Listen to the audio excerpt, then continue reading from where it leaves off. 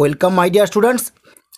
আজ আমি ক্লাস 6-এর রায় ও মার্টিন প্রশ্নবিচিত্রা 2025 সালের ভূগোলের দ্বিতীয় পর্যায়ক্রমিক মূল্যায়নের 303 নম্বর পেজের আজকে 3 নম্বর স্কুলের প্রশ্নগুলি সলভ করব। চলো তাহলে শুরু করি।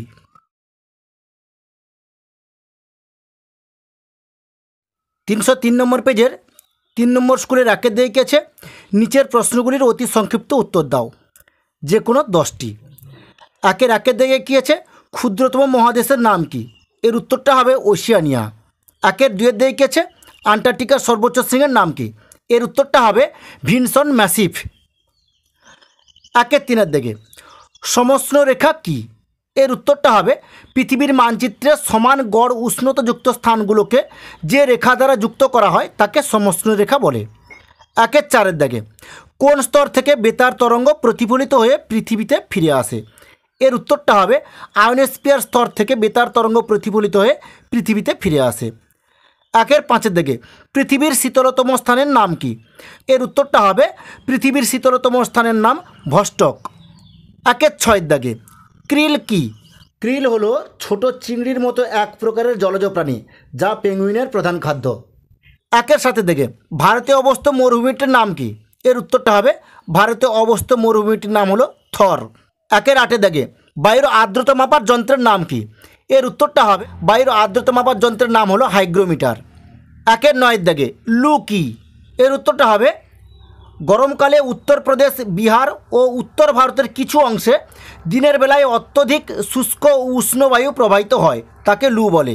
একের 10-এর দিকে ভারতের কোথায় সিংহ দেখা যায়? ভারতের গির অরণ্যে সিংহ দেখা যায়। একের 11-এর দিকে পৃথিবীর মধ্যে সবথেকে বেশি বৃষ্টিপাত হয় কোথায়? এর উত্তরটা হবে পৃথিবীর মধ্যে সবথেকে বেশি বৃষ্টিপাত হয় মেঘালয়ের মৌসিনরামে। 2-এর দিকে দেখো, সঠিক শব্দ বেছে লেখো। 2-এর 1-এর দিকে বায়ুর গতিবেগ মাপা হয়, এর উত্তরটা হবে বিদ্যাগে অ্যানিমোমিটার সাহায্যে। 2-এর 2-এর দিকে বৃহত্তম মহাসাগরের নাম কি? এর উত্তরটা হবে প্রশান্ত মহাসাগর। 2-এর 3-এর দিকে আছে আন্টার্কটিকায় মৈত্রী গবেষণা কেন্দ্রটি হলো, উত্তরটা হবে বি ভারতের। 2-এর 4-এর দিকে পৃথিবীর সবথেকে বাইরের পাতলা শক্ত আবরণকে বলে, উত্তরটা হবে বি ভূত্বক। 2-এর 5-এর দিকে পশ্চিম ভারতে প্রচণ্ড তাপপ্রবাহের সঙ্গে ধূলিঝড়ের সৃষ্টি হয় বলে, একে উত্তরটা হবে সি আঁধি বলে। 3-এর দিকে কী আছে, বাম দিকের সঙ্গে ডান দিকের সঠিক উত্তর মিলিয়ে লেখো। এখানে দেখো, একের দিকে আছে সংরক্ষিত অরণ্য, এখানে এর উত্তরটি হবে কোডারমা। আমি এখানে দাগ মেরে দিলাম এটা। 3-এর 2-এর দিকে বন্যপ্রাণী সংরক্ষণ আইন, উত্তরটা হবে এর দাগে 1972। 1-এর 3-এর দিকে কুইনাইন তৈরি হয়, উত্তরটা হবে ই সিঙ্কোনা। এরপরে আছে কি 1-এর 4-এর দিকে দক্ষিণ মেরুতে প্রথম মানুষ পৌঁছায়, উত্তরটা হবে সি 1911 সালে। রেসার পিন তৈরি হয়, উত্তরটা হবে ডি সর্পগন্ধা। 4-এর দিকে সঠিক শব্দের সে হাঁ ও ভুল শব্দের সে না লেখো। 4-এর 1-এর দিকে মাউন্ট এরেবাস আন্টার্কটিকার জীবন্ত আগ্নেয়গিরি, এর উত্তরটা হবে হাঁ, আমি এখানে লিখে দিলাম। 4-এর 2-এর দিকে প্রতি 100 মিটার উচ্চতায় 6.5 ডিগ্রি সেলসিয়াস হারে তাপমাত্রা কমে, উত্তরটা হবে না।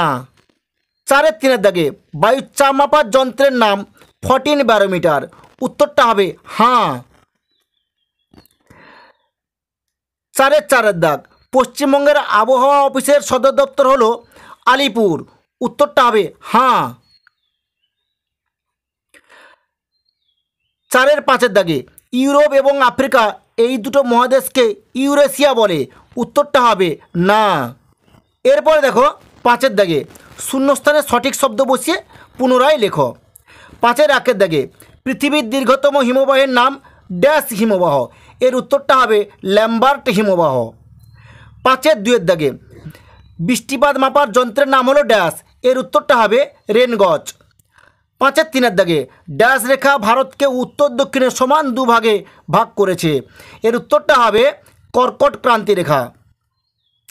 5-এর 4-এর দাগে পশ্চিমঘাট পর্বতের পূর্ব ঢালে বৃষ্টি কম হয় বলে তাকে ড্যাশ বলে, উত্তরটা হবে বৃষ্টির ছায়া অঞ্চল বলে।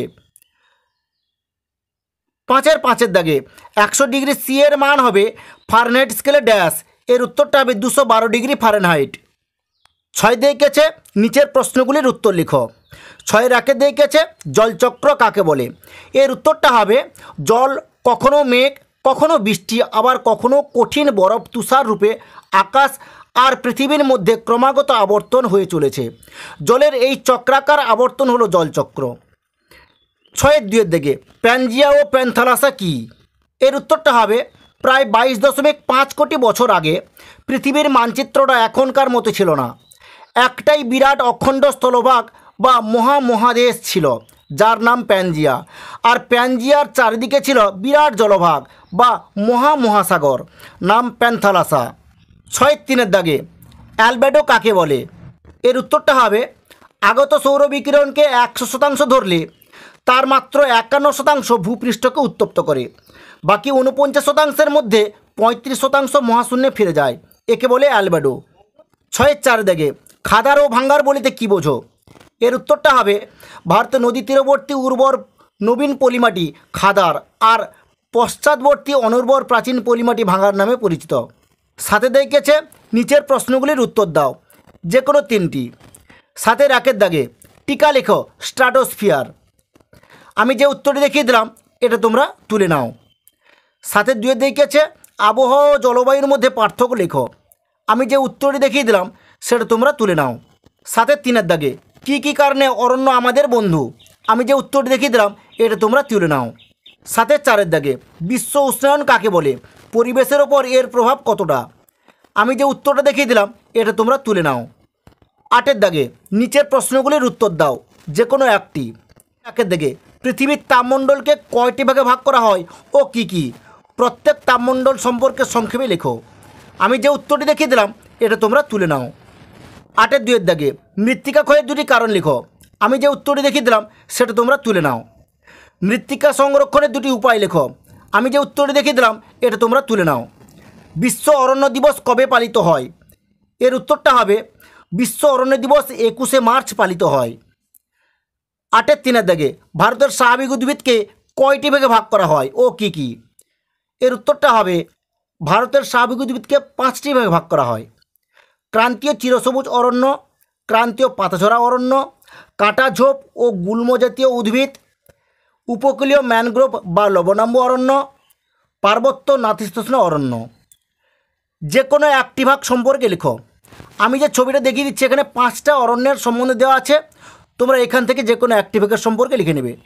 ঠিক আছে, আজ এই পর্যন্ত। নেক্সট ভিডিওতে আমি 4 নম্বর স্কুলের প্রশ্নগুলি সলভ করব।